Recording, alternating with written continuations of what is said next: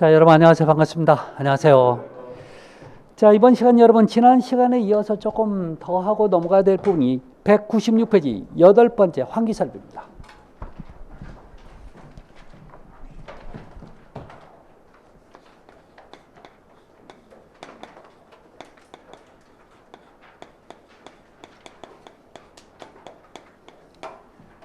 자, 환기설비에서 가장 기본적으로 우리 기계를 이용하는 기계 환기설비가 여러분 그 표에 있어요. 자, 그래서 요 기계 환기설비가 나오는데요. 기계 장치를 이용하는 데서 기계 환기예요. 자, 요건 총 3가지 방식이 존재합니다. 첫 번째 제1종 기계 환기설비가 있고, 제2종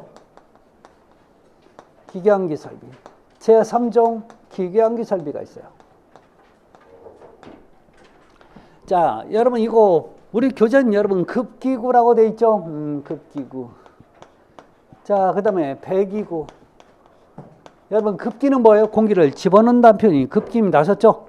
자, 배기는 공기를 뺀다는 얘기예요. 자, 그런데 이런 표현도 쓰지 마. 이렇게도 쓸 수 있어요. 자, 이걸 여러분 송풍기라고 씁니다. 아셨죠? 송풍기. 자, 공기를 집어넣는 게 송풍기. 자, 그 다음에 공기를 빼는 건 여러분 배풍기예요. 아셨죠? 여러분 기계니까 얘는요 공기 구멍이에요. 자, 구멍만 만드는 거지. 요건 기계가 들어가는 거죠. 그래서 배풍기라고도 얘기하는데, 자, 잘 보세요. 제1종은요, 자, 급기 즉 송풍기와 배풍기를 다 같이 써야 돼.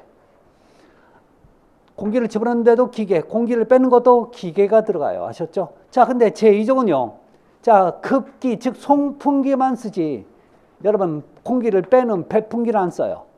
자, 그러면 제3종은요. 자, 공기를 넣어주는 송풍기는 안 쓸 거예요. 자, 뭔만 공기를 빼는 배풍기만 집어넣어요. 아셨죠? 자, 그러면 주로 제1종은 주로 어디서 쓰냐면, 자, 얘는 수술실이라든지, 자, 그 다음에 보일러실. 우리가 원하는 건 이 보일러실이에요. 아셨죠? 자, 보일러실은 왜? 여러분 보일러를 여러분 가동을 한다는 얘기는 연료를 소모를 해야 돼요. 소모할 때는 여러분 산소까지 같이 넣어줘야 돼요. 자, 그런데 이게 여러분 연소를 하고 나면 100% 연소하는 게 없습니다. 그래서 배기가스, 안 좋은 가스가 나와요. 이것을 빼는 배풍기도 같이 필요한 거예요. 자, 그 다음에 제2종은요. 가장 대표적인 게 여러분 반도체 공장이라든지 또는요 클린룸이라고 해서 무균실, 우리 교재는 무균실이라고 되어 있습니다. 클린룸, 무균실 같은 얘기예요.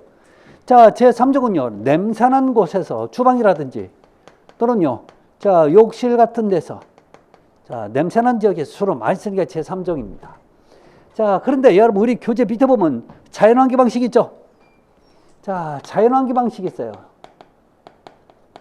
여러분 자연환기 방식은 말 그대로 우리 집에서 주로 많이 쓰는 방식이죠. 자, 여러분 집에서 환기하려면 어떻게 하죠? 창문을 열어놓는 거죠.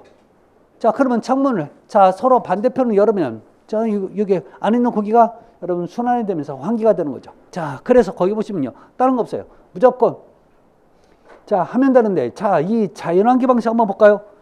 자, 공기 압력차 또는 온도 차이가 발생하는 자연력을 이용하는 환기 방식이라고 돼 있죠. 자, 그래서 여러분 기본적으로 창문만 열으면 돼요. 아셨죠?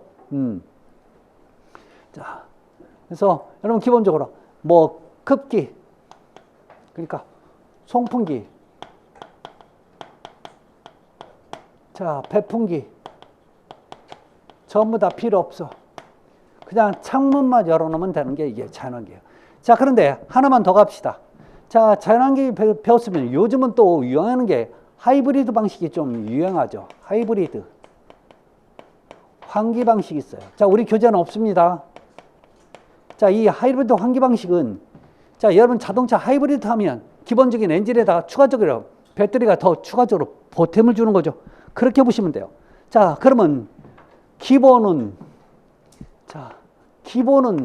무슨 방식이냐면 자연환기 방식을 써요.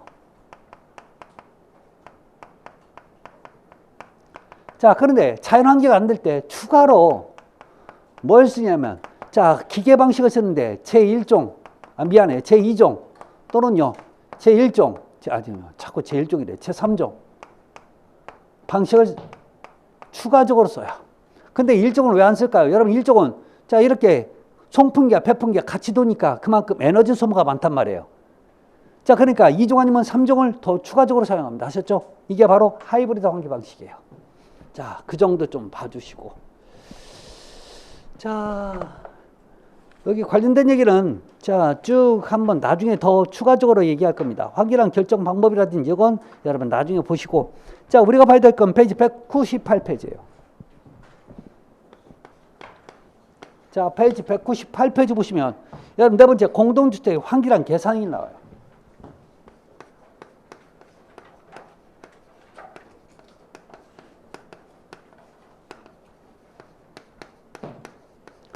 자, 이 환기량을 얘기할 건데, 자, 한번 볼까요? 자, 여기에서 제가 읽을 테니까 여러분 중요한 표현만 여러분 나중에 보시면 돼요. 자, 1번 신축 또는 리모델링하는 30세대 이상의 공동주택 또는 주택 이외의 시설과 동일 건축물로 건축하는 경우로서 주택이 30세대 이상인 경우, 자, 공동주택은 시간당 0.5년 이외의 환기가 이루어질 수 있도록 하라는 얘기. 자, 무슨 얘기냐? 여러분 공동주택이 몇 세대예요? 여러분 공동주택인데요 30세대 이상이래요. 이게 무슨 뜻이에요? 여러분 아파트 혹시 30세대짜리 봤어요? 아, 이건 다 넘죠. 그러니까 이게 말뜻이 뭐예요? 모든 공동주택은 이런 얘기나 마찬가지예요. 아셨죠? 이해되셨나요? 자 모든 공동주택에서 자 얘 환기량이 있다는 거지. 자 여기에서 환기량은요 무조건 시간으로 이렇게 표현합니다. 아셨죠? 시간당, 1시간당 얼만큼? 0.5회 하래요. 옛날에는 여러분 요게 좀 어려우니까 이렇게 표현했어요. 시간당 얼마요? 자, 2시간당 1회. 그렇지만 여러분 요즘 무조건 시간당 이렇게 표현했기 때문에 시간당 0.5회라는 표현은 요 표현을 무조건 쓸 겁니다. 아셨죠? 그렇지만 이 표현과 이 표현은 같은 얘기예요. 원래는. 자, 그렇게 보시면 됩니다. 그래서 여러분 두 번째 얘기도 한번 읽으시면 결론적으로 얘기는요. 얘도 최소 자 거기 보면요. 30세 미만인 건축물 단독주택의 시간당 0.5회 환기가 이루어질 수 있도록 하라는 얘기 나오죠. 그래서 환기량은 기본적으로 시간당 0.5회입니다. 아셨죠? 무조건. 그럼 어떤 글이 돼? 0.5회 어떻게? 얼마만큼 하는 게 반만 하는 게 환기하면 0.5회예요? 그런 개념 시간으로 하다 보니까 0.5회가 되는 거지. 결론은 2시간에 한 번씩 환기를 하라는 얘기나 마찬가지 아셨죠? 네. 그걸 바꿔서 얘기하는 거예요. 자, 세 번째. 그래서 요 표현 때문에 그렇게 나와요. 자, 페이지 198페이지. 자, 밑에 방법 세 번째 볼게요. 기계환기 설비의 환기 기준은 시간당 실내 공기의 교환 횟수로 표시. 그래서 시간당으로 표현하라는 얘기 아셨죠? 1시간당. 몇 회였어요? 0.5회. 이렇게 표현하는 겁니다. 자, 네 번째. 기계환기 설비는 주방 가스대구 공기 배출 장치. 여러분 흔히 주방 가스대 위에 공기 배출 장치를 뭐라고 하죠? 렌즈우드. 그다음에 화장실에 공기 배출 송풍기. 우리에서 욕실 틀 때 여러분 버튼을 같이 누르면 같이 켜지는 팬 있죠? 그 얘기를 하는 거예요. 그래서 자 화장실에 공기 배출 송풍기 등 급속 환기 설비와 함께 설치할 수 있다. 뭐가요? 기계환기 설비. 자 그러면 대부분 이런 환기 설비는 공기를 빼내는 설비가 되는 거죠. 몇 종이에요? 제3종하고 이런 거 같이 쓸 수 있다는 얘기 아셨죠? 다섯 번째입니다. 자 페이지 199페이지 맨 상단 5번에 한번 읽어볼게요. 자 기계환기 설비의 각 부분의 재료는 충분한 내구성 및 강도를 유지하며 자 작동되는 동안 후조 및 성능에 변형이 없도록 자, 튼튼했으면 좋겠다는 얘기입니다. 자 여섯 번째입니다. 자 여섯 번째 얘기 좀 한번 볼까요? 거기 보시면 자 하나의 기계 설비로 실내 내 둘 이상의 실에 바깥 공기를 공급할 경우 자 필요 환기량은 각 실에 필요한 환기량이 합계 이상이 돼. 이게 뭔 얘기예요? 여러분 실이 두 개가 있대요. 자 우리 강의실 있고 옆쪽 강의실 있어. 자 여기는 여러분 20이 필요하고 여기는 30이 필요한 환기량이 필요한데요. 자 그러면 여기서 자 바람을 넣어주는 송풍기는요.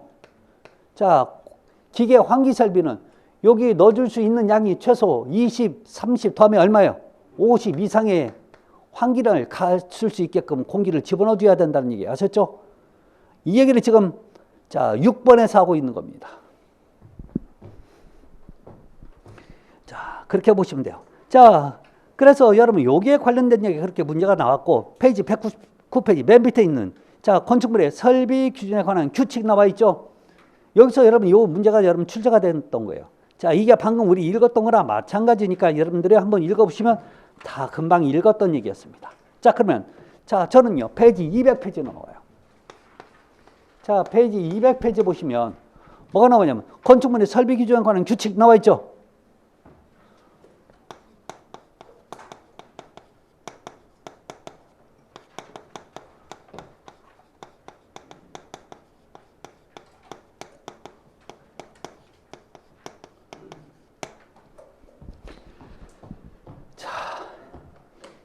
이런 데서 참 나오면 참 힘들어져요. 자, 이거 여러분 우리 다 있는데 여러분 이거 한번 읽어볼게요. 자, 이걸 좀 해석하고 넘어가야 됩니다. 자, 여기서 해석 못하면 다음에는 못할 것 같아서 제가 갑니다. 자, 그러면 자, 여기 1번 한번 볼게요. 자, 고객의 환기 설비의 환기 기준은 시간당 실내 공기의 교환 횟수. 네, 가로 열고 뭐라고 적어놨어요? 환기 설비 위에 최종 공기 흡입구에서 세대의 실내로 공급되는 시간당 총 최적 풍량을 실내 총 최적으로 나눈 환기 횟수를 말한다. 로 표시. 여러분 잘 들으세요. 이런 법적인 조문이 있다 보면요, 이렇게 가로 안에 있는 얘기를 여기 있다가 가로 안까지 읽어버리잖아요. 그러면 이 내용이 본 내용이 뭔지도 몰라. 헷갈려요. 그래서 웬만해서 저는요 이 가로 안에 있는 내용을 잘 안 읽어. 왜? 헷갈리니까. 우리가 원하는 주 내용은 여러분 이 가로 바깥에 있는 내용이 아셨죠? 시험 문제가 나와도 가로 바깥에 있는 내용이 나오지 안에 있는 내용은 거의 안 나와요. 아셨죠? 몇 개 있어. 그거 외에는 안 나온다고 보시면 돼요. 그래서 이런 지문을 읽을 때는요, 되도록이면 가로 안에 있는 것을 빼고 가요. 아셨죠? 욕심 부리지 마시고. 그까지 다 하려고 보면 전체적인 내용이 뭔지도 모르잖아. 더 어렵죠? 같이 읽으니까 어때요? 더 어렵지 않아요? 뭔 소리인지 몰라. 얘가 하고 싶은 내용이 뭔 소리인지 우리가 정확히 파악을 못하고 있어요. 그래서 이렇게 읽어요. 아셨죠? 다시 한번 1번 읽어볼게요. 자, 기계 환기 설비의 환기 기준은 시간당 실내 공기 교환 횟수로 표시해야 한다. 이렇게. 아셨죠? 왜 너무 또 서운한 거예요? 빼고 왔다고? 그러지 마세요. 아셨죠? 이게 훨씬 편하다고. 여러분 이것도 양이 많단 말이에요. 어마어마하게 우리 많이 배워야 돼. 그러니까 제발 가로 안에 있는 거 물론 몇 개 없어요. 그건 분명히 제가 알려드립니다. 하셨죠? 하지만 대부분 그냥 가로 안에 있는 걸 빼고 그냥 과감하게 지나가세요. 그게 여러분들한테 훨씬 편하고 더 많은 양이 쏙쏙 들어올 거예요. 자, 그 얘기입니다. 자, 두 번째입니다. 자, 하나의 기계 환기 설비로 최대 내 둘 이상의 실내 바깥 공기를 공부할 경우 필요한 환기량 각 실에 필요한 환기량을 합계 이상이 되도록 해야 한다. 방금 배웠던 내용이 또 한 번 나오는 거죠. 자, 세 번째. 세대의 환기량 조절을 하기 위해서 실내 설비의 전격 풍량을 자, 세 번째입니다. 여러분 전격 풍량 바람의 양은 자, 이렇게 나오고 있어요. 최소 그다음에 적정 최대. 여러분 얘가 중요한 게 아니라 이렇게 최소 몇 단계요? 3단계. 자, 또는 그 이상이요. 자, 그러면 우리 여러분 요거 선풍기처럼 1단, 2단, 3단은 되어야 된다는 거죠? 제 말 이해돼요? 여러분 선풍기 1단 트는 거, 2단 트는 거, 3단 트는 거에 따라서 바람의 양이 바뀌어 안 바뀌어요? 바뀌어. 이렇게 바람의 양이 바뀌는 걸 지난 시간에 우리 뭐라고 배웠죠? 무슨 방식이요? 무슨 방식이요? 그렇죠. 여러분 변풍량 방식이라고 배웠죠. 바람이 바뀌는 방식. 이렇게 여러분 지금 변풍량 방식으로 했으면 좋겠다는 얘기예요.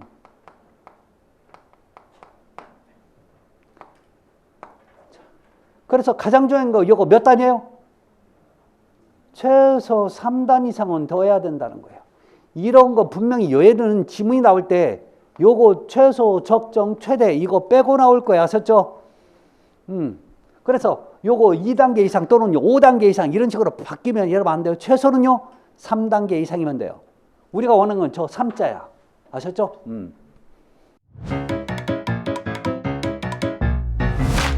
에듀윌 유료 회원만의 남다른 서비스.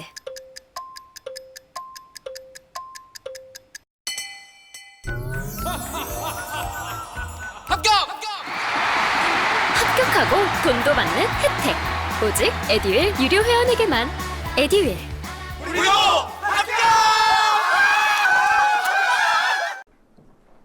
자, 이상으로 조절할 수 있는 체계를 갖춰야 하고 적정 단계의 환기량은 신축 공동주택의 세대를 시간당 여러분 적당이면 몇 단이에요? 2단에서 여기에 2단이잖아요. 적정 1단, 2단, 3단이니까 요 적정 단계에서 자 필요 환기량 신축 공동주택의 세대를 시간당 몇 해요? 0.5회. 아 그렇구나.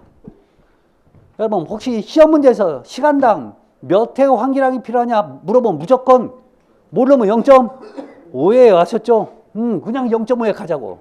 0.5회. 그래서 이게 상당히 중요한 거예요. 계속 나와 이게.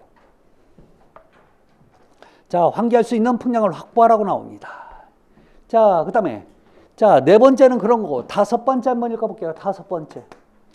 자 기계 환기 설비는 여러분 기계 환기 설비예요.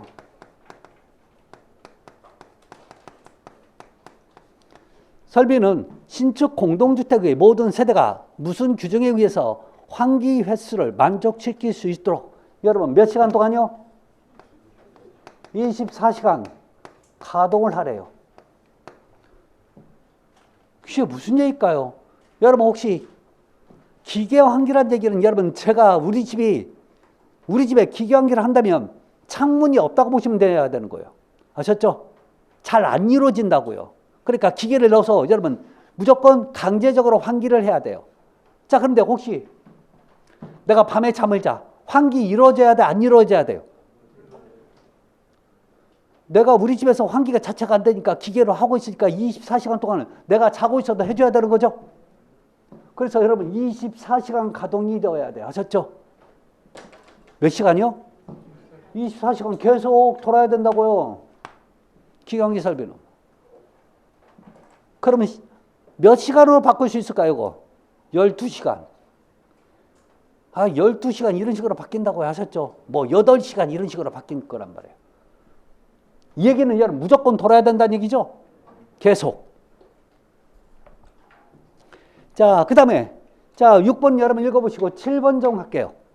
자, 기계환기설비는 다음 항목이 어느 하나에 해당되는 체계를 갖춰야 된다고 나와요.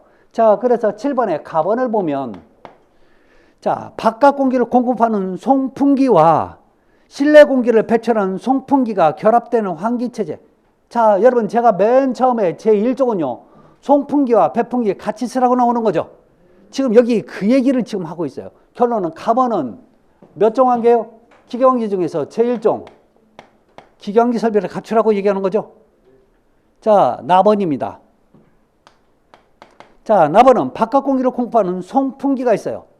자, 실내로 공기를 넣어주는 장치죠. 그 다음에 실내 공기가 배출되는 배기구가 결합되는 환기체계. 이건 몇 종이에요? 2종 환기죠. 자, 답번이에요. 자, 바깥 공기가 투입되는 공기 흡입구와 실내 공기를 배출하는 송풍기가 결합되는 환기체제. 여러분, 얘는 뭐만 기계 장치를 써요? 빼는 것만 쓰는 거죠? 그러니까 몇 종이에요? 3종이죠. 3종 기계환기 설비. 그 표현이에요.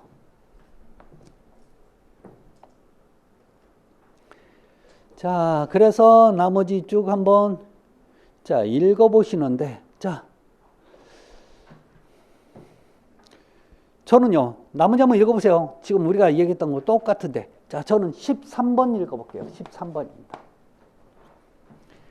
자 기계환기 설비에서 발생하는 소음의 측정을 합니다. 여러분 기계환기 설비는 여러분 기계가 도니까 얘가 너무나 소음이 크면 우리가 밤에 분명히 이게 불쾌감을 느낄 거란 말이에요. 자 그래서 자, 소음의 측정은 한국산업규격에 따르는 것을 원칙으로 한다. 자, 측정 위치는 대표 길이 1m에서 측정해서 여러분, 자, 길이는 여러분 1m에서 측정해서 자, 그 소음의 강도가 되어 있죠. 소음이 몇 데시벨? 40데시벨. 이하가 되어야 돼요. 그러면 40데시벨은 도대체 어떤 정도의 소음을 갖고 있냐? 40데시벨 되면요. 아주 좋은 승용차가 여러분 처음에 약간 스타트할 때 여러분 그 정도 어느 정도 그러니까 저속으로 여러분 달릴 때의 소음 정도가 여러분 40데시벨이에요. 그러면 굉장히 어때요? 조용한 상태여야 되는 거죠. 그러니까 약간의 소음은 여러분 들지만 아주 조용한 상태가 여러분 40데시벨입니다. 자, 그러니까 이 장치가 여러분 24시간 가동되니까 이 소리가 들리는 둥 말는 둥 해야 된다는 얘기예요. 밤에 잠을 자도 요 소리가 귀에 거슬리면 안 된다는 얘기랑 마찬가지예요.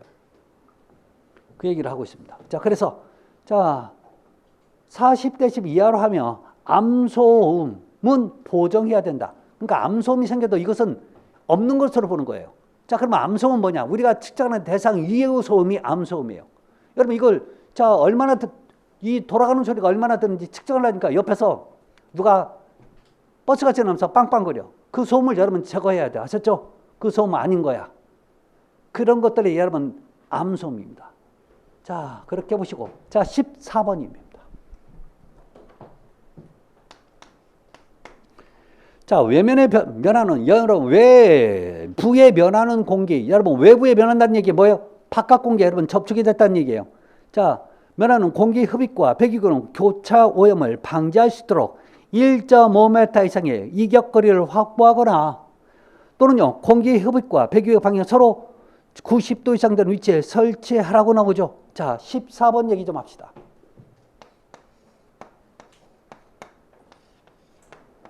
자, 건물에 있어요. 자, 그러면 이 구멍이 자 들어오는지 나가는지 모르지만 또 하나의 구멍이 있어야 돼요. 자, 그러면 여기서부터 여기 떨어질 거리는 최소 얼마 이상? 1.5m 이상은 떨어져야 돼요.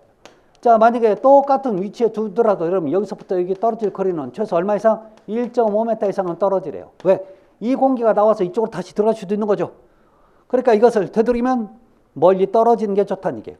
근데 더 좋은 게 뭐냐면 같은 면에 설치하는 것보다도 여러분 다른 면에 설치해요. 이쪽에다가.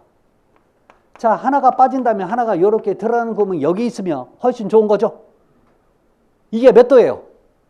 이게 90도잖아. 더 좋은 건 뭔지 아세요? 여러분 하나 여기 설치하면 요 뒷면에다 설치하는 거죠. 그럼 몇 도예요? 180도가 되는 거죠. 이게 훨씬 좋다고. 이런 것들이. 자, 들어가면 아니 빠지면 그 공기들이 여러분 들어갈 필요가 없으니까요. 자, 이런 얘기입니다. 자, 그래서 자, 이 설치 각도는 여러분 1.5m 이상이지만 자, 최소 90도 자, 이상 떨어지는 게 좋다는 얘기입니다. 자, 그다음에 15번입니다. 자, 기경 설비 에너지 절약을 위하여 열 회성 환기 장치를 설치하는 경우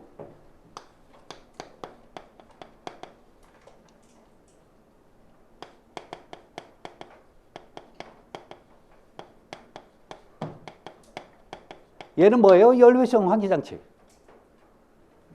여러분 지난 시간에 제가 냉동기를 하면서 열교환기라고 배웠죠. 이게 여러분 열교환기하고 똑같은 얘기예요. 자, 열교환기는 뭐예요? 열을 뺏는 장치죠. 정확히 여러분 열만 뺏는 게 아니라 열과 냉기를 다 뺏어요. 아셨죠? 한 가지만 여쭤볼게요. 여러분 환기는 왜 하는 거예요? 우리 환기하는 목적이 뭐죠?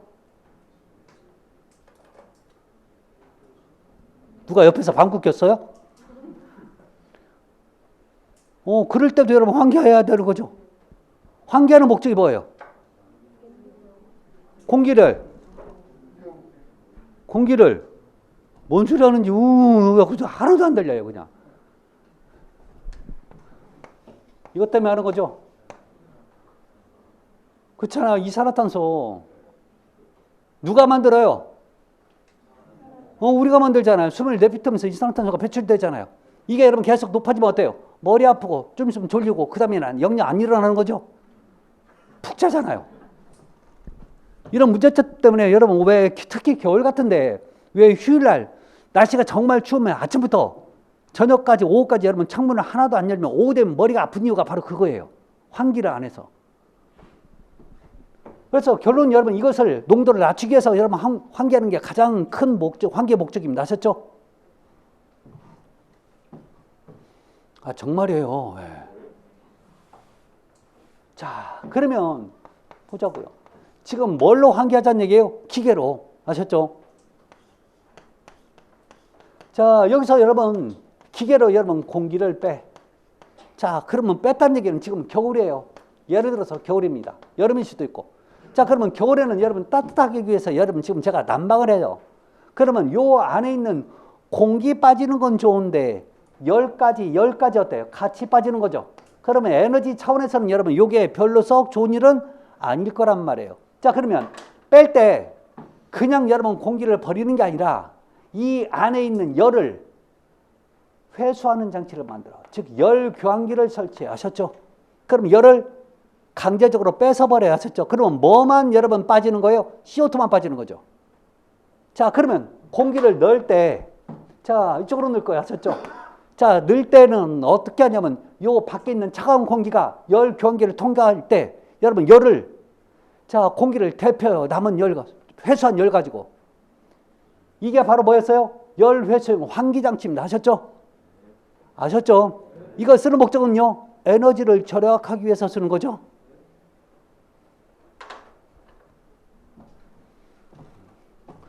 요즘은요, 여러분, 저거 가정용으로 여러분 설치하는 데도 있어요. 저거 봤어요.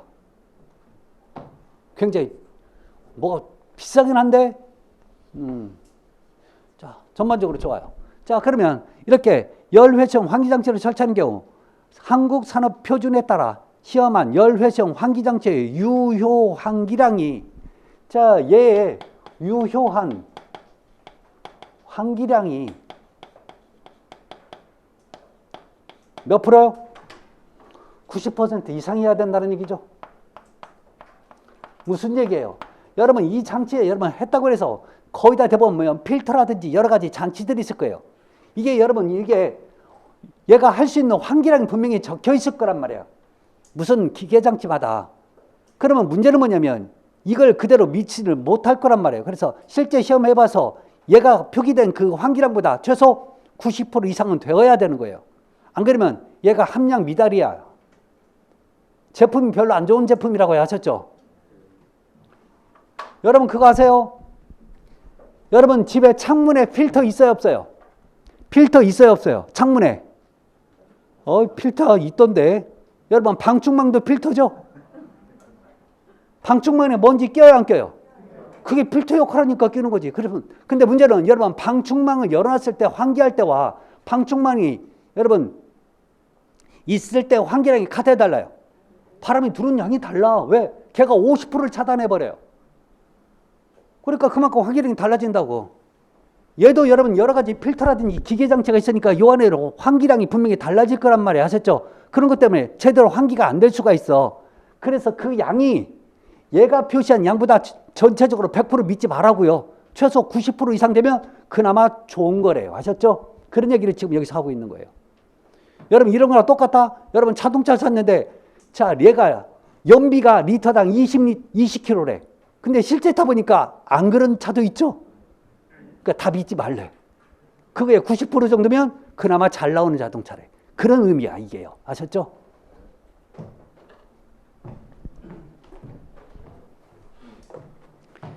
자, 그래서 여러분 그 정도만 좀 봐주시면 됩니다. 자,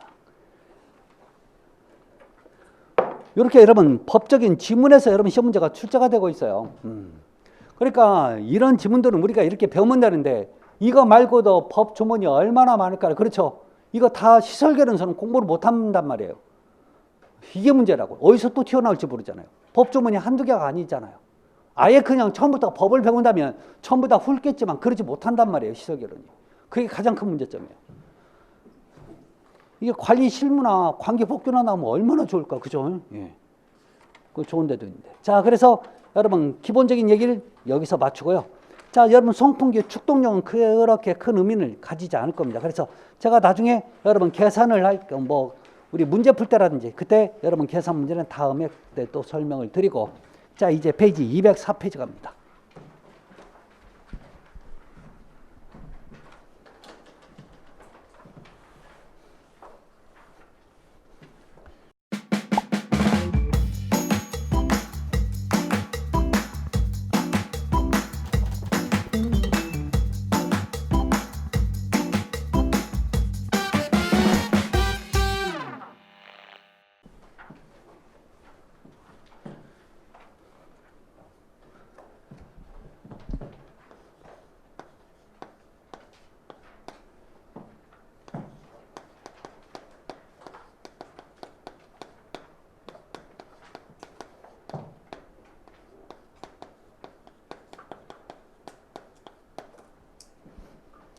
자, 여기서 시험 문제가 출제될 때는 보통 2문제에서 3문제 정도 출제가 배당이 됩니다.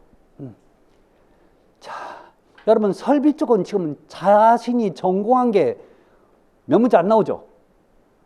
대부분 전기하신 분들이 이거 시설결혼? 그래도 나 전기했는데. 해봐야 여러분 몇 문제요? 기껏 해봐요. 2문제. 기껏 해봐야. 이래서 여러분 시설결혼이 여러분 뭘 전공했다고 해서 여러분 특이하게 어드밴티지가 있는 거 아니에요. 자, 문제는 이제 건축을 전공하신 분 여러분 몇 점 맞아요? 본인한테 많이 전공이 될 것 같죠? 앞에 건축 부분, 건축 구조 부분 있죠? 그 부분 설비 안 배운 것도 아니에요. 배웠어. 자, 그러다 보니까 문제는 뭐예요? 양이 너무나 깊어. 그래서 전공하신 분들은 시설결혼에 관련돼서 뭐 90점, 100점만 절대 그거 못 맞아요. 80점대 맞으면 여러분 잘 맞아요. 그러니까 여러분 민법이나 회계를 각각 전공하신 분들은 거의 만점에 가깝게 나오는데 이 시설결혼은요, 건축을 전공하신 분도 80점대밖에 안 나와요. 잘 나와요, 그것도. 그래서 자, 지금까지 여러분 배우셔서 아시겠지만 이렇게 건축을 전공했다고 해서 또 그렇게 많은 큰 어드밴티지가 있는 것도 아니니까 자, 꼭 좀 잘 좀 정리하십시오. 자, 이제 전기 얘기 좀 합시다. 전기 얘기. 자, 거기 보면 204페이지 보면 여러분 공급 전압의 구분 있죠. 자, 여러분 전압이 뭐예요? 전기의 압력. 전류는 뭐예요? 전류. 어라?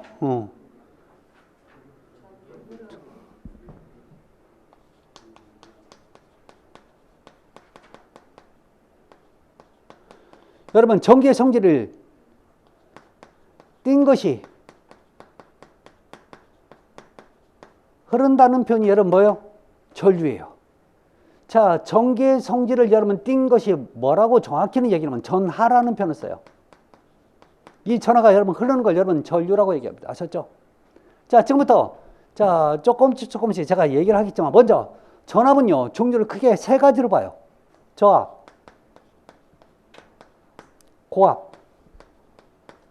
자, 그 다음에 정확히는 특별고압인데 별자 그냥 빼서 특고압이라고 하는 거지.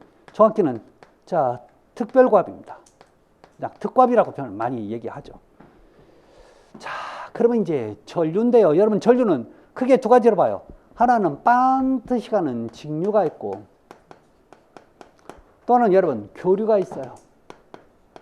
자, 이건 조금 이따 얘기하고 자, 중요한 얘기가 바로 여기서 나옵니다. 왜요? 여러분 이 표가 작년부터 사실은 이 교재에 이렇게 써 있었지만 자, 올해부터 여러분 보는 시험 25회부터 요게 정확히 이제 이렇게 써야 돼요. 자, 거기 보면 여러분 저압의 직류는 몇 볼트예요? 1500볼트 이하입니다. 자, 교류는요 1000볼트 이하가 되는 거죠. 근데 과거에는 여러분 이거 750볼트, 600볼트였거든요. 이제 그거 안 써요. 아셨죠? 시험 문제는 무조건 이렇게 나올 거야. 자, 그래서 자, 얘가 여러분 올해 전기기사 같은 데서 상당히 많이 나왔단 말이에요. 아셨죠? 이 숫자 여러분 작년보다 훨씬 더 쉽게 바뀌었으니까 여러분 외우기 쉽죠? 아니요. 이거 외워야 돼요. 아셨죠? 네. 자, 그러면 고압은요, 여기서부터 바뀌어요. 이제. 자, 1500볼트를 초과하고 7000볼트 이하를 자, 고압입니다. 자, 직류의 고압은요 1000볼트를 자, 초과하고 7000볼트 이하가 되는 거죠. 자, 특고압은 모두 다 7000볼트를 초과하면 돼요. 결론 어디가 바뀐 거예요? 요 저압이 바뀌었다고 하셨죠? 그래서 요 저압을 신경을 바짝 쓰십시오. 하셨죠?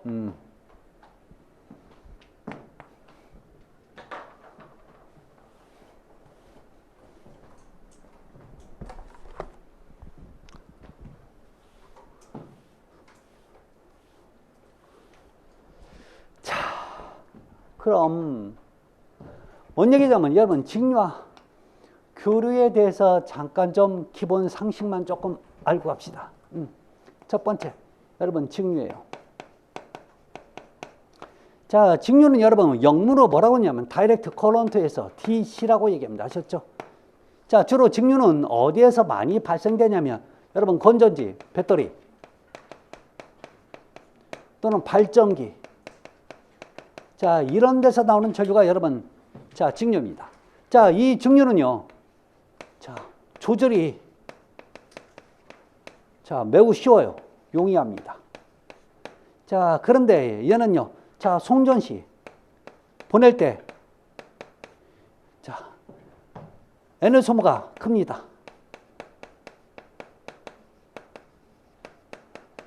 자, 그래서 여러분 직류는 자, 요렇게 흘러갑니다. 아셨죠? 이렇게 흘러가. 자, 그래서 기본적으로 자, 이게 전압이고 자, 이게 시간이에요. 전압. 시간. 이론상은 이래요. 이론상은 이렇다고. 자, 이렇게 계속 가는 거야. 자, 계속 가다 보니까 내가 시간이 흘러도 여기 있네, 여기 있네. 계속 가니까 내가 그 위치에서 있다 보니까 내가 조절하기가 굉장히 쉬운 전류가 여러분 직류입니다. 자, 이게 쉽다고요. 아셨죠? 그럼 대표적으로 여러분 직류를 받아서 운행되는 어떤 기기가들 대표적인 게 뭐예요? KTX 같은 거 아셨죠? KTX. 여러분 KTX 속도 조절돼야 한대요. 안 타보셨어요? 여러분 300km까지 올라갔다가 또 내려갔다가 서야 되고 그러니까 여러분 속도 조절이 굉장히 빨리빨리 이루어져야 되는 거죠. 이래서 직류를 써요. 그런데 여러분 얘는요. 이론상은 반드시 가지만 여기에 가다가 여러분 전압이 떨어져요. 자, 전압이 왜요? 전선의 길이가 길어질수록 여러분 마찰이 커집니다. 아셨죠? 그럼 멀리 여러분 전선 못 보내. 그러면 전압이 떨어지니까 여기서 떨어질만 하면 여기서 다시 밀어주는 송전소가 필요해요. 이렇게 하다 보면 또 여기서 송전소가 필요하고 밀어주는 힘이 필요해요. 아셨죠? 그래서 KTX 타다 보면요. 이 선로 옆에 바로 하얀색 건물들이 가끔씩 보일 거예요. 거기서 전선이 또 다시 나와 선로 쪽으로. 그게 바로 전기를 밀어주는 송전소예요. 아셨죠? 이 송전소가 없으면 얘는 전압이 떨어져 안 돼. 자, 이게 직류예요. 아셨죠? 그러면 여러분 전기자동차는 여러분 뭐예요? 전기자동차 직류를 움직이는 것도 배터리잖아요. 아셨죠?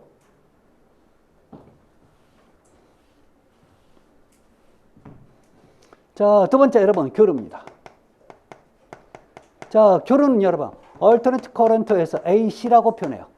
자, 뭐의 약자인지는 몰라도 되지만 AC라고 표기한다고 보시면 돼요.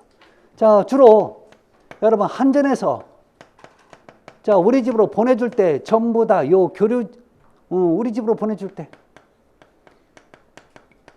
전부 다 이 교류를 사용합니다. 거의 대부분. 자, 얘는요. 자, 조절이 어려워요. 조절하기가 어려워. 자, 그런데 좀 이거 뭐냐면 자, 송전할 때 전기를 보낼 때 자, 이 전기 에너지 소모가 적어요. 자, 그래서 여러분 교류는 이렇게 가는 거죠. 자, 요렇게 갔다, 요렇게 갔다, 요렇게 갔다, 요렇게 갔다, 요렇게 갔다. 자, 이런 파장을 가져갑니다. 자, 전기 쪽에서 이런 파장을 정이연파 또는 사인파라고 표현하는데요. 자, 일정한 형태를 이룬다고 해서 정이연파예요. 자, 문제는 뭐 정이연파든 뭐 사인파든 그게 중요한 게 아니라 자, 이 교류는요. 보실래요? 여기서부터 여기 반바퀴, 여기서부터 여기 반바퀴. 즉, 여기서부터 여기까지를 뭐라고 얘기하냐면 한 주기, 한 사이클이라고 얘기합니다. 자, 그런데요. 얘는 여기서부터 요 한 사이클이 자, 잘 들이셔야 돼요. 자, 전기는 무조건 초 단위로 갑니다. 아셨죠? 초. 1초에 여기서부터 여기까지 한 바퀴가 1초에 몇 번 왔다 갔다 하냐면 60번 왔다 갔다 하면서 와요. 아셨죠? 그걸 여러분 뭐라고요? 60Hz라고 얘기하죠. 근데 왜 얘는 조절이 어렵냐? 여러분 여기 있을 때는 여기 있네. 여기 있을 때 가니까 또 여기 있네. 여기 있을 때는 또 여기 있네. 시시각각으로 변한단 말이에요. 그러니까 내가 조절하기가 굉장히 어렵지만 여러분 파장을 이루기 때문에 여러분 멀리까지 보내실 수 있어요. 그래서 자, 요즘은 전부 다 요 교류를 쓰는 거죠. 그래서 여러분 집에 가전제품을 살 때 보면요. 여러분 어떻게 돼요? AC. 자, 220V. 60Hz. 뭔 뜻이에요? 교류 220에서 사용되면서 자, 주파수는 60Hz에 적합하게 만들어졌다는 뜻이 아셨죠?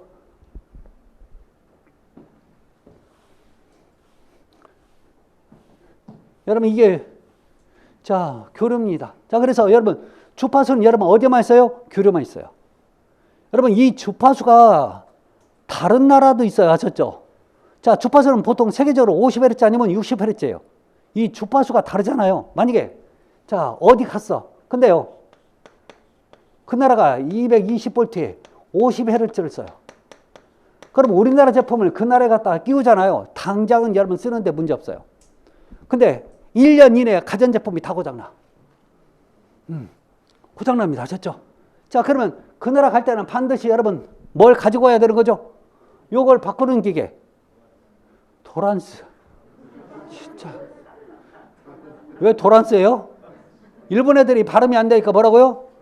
도란스. 정확히는 뭐예요? 트랜스죠. 정확히는 여러분 트랜스포머예요. 바꿔주는 기계예요. 하셨죠? 그걸 가져가야 돼. 그러니까 요 압력도 바꿔줄 수 있지만 여러분 요 주파수도 다 같이 요즘 바꿔주는 트랜스가 있어요. 그걸 가져가야 돼. 안 그러면 다 망가져. 특히 컴퓨터는요. 근데요. 여러분 모든 어느 나라에 가서 쓸 수 있는 대표적인 기계가 뭔지 아세요? 대표적인 기계? 여러분 노트북은요. 세계 어느 나라든지 다 맞아. 그래서 요즘은 이렇게 생긴 노트북이 없는데 여러분 노트북의 중간에 이런 거 있죠? 여기 보면 뭐라고 써 있는지 아세요?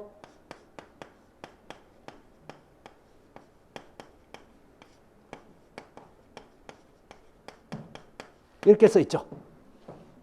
자, 그래서 여러분 교류 100에서부터 240까지 내가 다 맞춰줄게. 주파수 50이든 60이든 상관없어. 그래서 여러분 노트북은요 세계적으로 요것만 맞으면 다 써먹어요. 아셨죠? 아무 데나 가서든지. 자, 그런데 이제 조금 있으면 교류를 H라고 했는지 DC를 아니 직류를 AC라고 했는지 이게 헷갈린다. 정말로.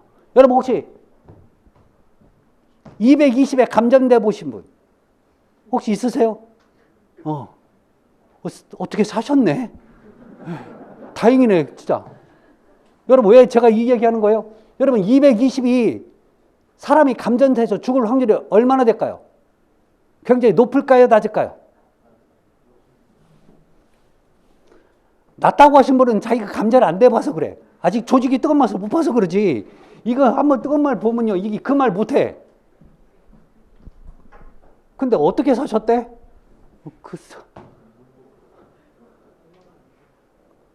가장 사신 이유가 요즘 안전장치가 좋아지는 거죠. 여러분 집에서 감전되면 뭐가 떨어져요? 차단기가 떨어졌죠. 그 차단기는요 인체 보호 감전용 그 차단기예요. 그래서 0.02초 이내에 여러분 차단을 시켜요. 그게 뭐냐면 요 손끝에서 심장까지 전류가 흐르는 시간 동안 그 안에 차단시켜요. 그러니까 심장이 멈추는 걸 막아주는 거예요. 그래서 살았어요. 거의 대부분 그래요, 우리나라. 그러니까 안전장치가 좋아졌단 말이에요, 우리나라가. 자, 문제는요, 여러분. 자, 우리 한전에서 아파트에 전원 공급을 얼마나 하면 22,900V로 공급해요. 자, 우리 집은 여러분 몇 볼트 써요? 220V. 한전에서 아파트 수변전실에 이만큼 공급한다고요, 전기실에. 22,000. 근데 거기서 바꿔서 우리 220으로 보내줘요. 몇 배 차이예요? 약 100배 차이인데. 그러면 사망률 만약에 한다면 사망 확률도 한 100배 차가 나는데 안 그래요. 얘는 한 보통 52% 정도. 얘는 48% 정도. 전체 사망률이. 몇 프로에 죽어요? 220에 엄청 많은 사망자가 발생한다는 얘기예요.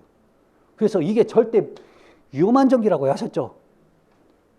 근데 왜 위험한 전기를 이렇게 우리가 110에서 220을 승합했냐고요? 우리나라 여러분 전력이 딸리다 보니까 여러분 이런 거나 마찬가지야. 자, 과거에는 여러분 전기선이 얼마나 많이 안 길었어요. 근데 자꾸 산업이 발전하고 하다 보니까 전기 사용량이 많아지는 거죠. 그 다음에 우리 집에도 전기 사용량이 많아져. 그러다 보니까 모든 곳에 전기를 다 넣어주려면 뭐가 필요해요? 전선이 필요해요. 그럼 110으로 똑같이 보내지면 자, 뭐가 문제예요? 이게 여기서는 콸콸콸 나오지만 여기는 쫄쫄쫄이란 말이에요. 이러니까 이제 얼마요? 더 크게 밀어줘야 되는 거죠. 쭉 나오지. 그래야 콸콸콸. 그래야 써먹죠. 하셨죠? 이 얘기 똑같아.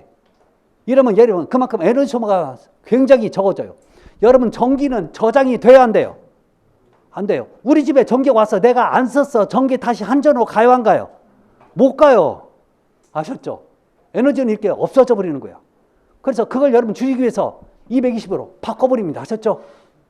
일본은 바꾸고 싶어도 못 바꿨어요. 왜요? 이게 안 되는 거야. 그래서 일본은 아직도 여러분 105V를 써요. 110도 아니고. 자, 그래서 여러분 220에 사람이 되게 많이 죽는다고요. 그러면서 꼭 한마디 했죠. 감전되면서. 뭐라고 했어요? 에이씨. 했어요, 안 했어요? 했어요, 안 했어요? 했던 것 같은데? 꼭 만지면 에이씨 해버리죠? 아, 그런단 말이에요. 하셨죠? 집에 있는 전기가 뭐라고요? 에이씨야. 하셨죠? 만지면 에이씨 한단 말이에요. 뭔지 모르지만 이렇게라도 여러분 알고 가시라고 하셨죠? 자, 근데 여러분, 직류는 주로 어디에서 많다고요? 이건 여러분, 다이렉트 커런트야, 원래는. 근데 여러분, 우리 이런 말도 쓰죠? 여러분, 디스카운트라고. 배터리 살 때는 여러분, 비싸게 사는 게 좋아요? 싸게 사는 게 좋아요? 싸게. 그래서 좀 디스카운트 받아야 돼요. 하셨죠? 저는 못 외워서 저렇게라도 좀 잔머리 굴려서 외웠어요. 어쩝니까? 그렇게라도 해야지. 아셨어요? 네. 그래서 갑시다. 네. 그래서 자, 잠깐 좀 쉬었다가 가도록 합니다. 잠깐 쉬었다 갈게요.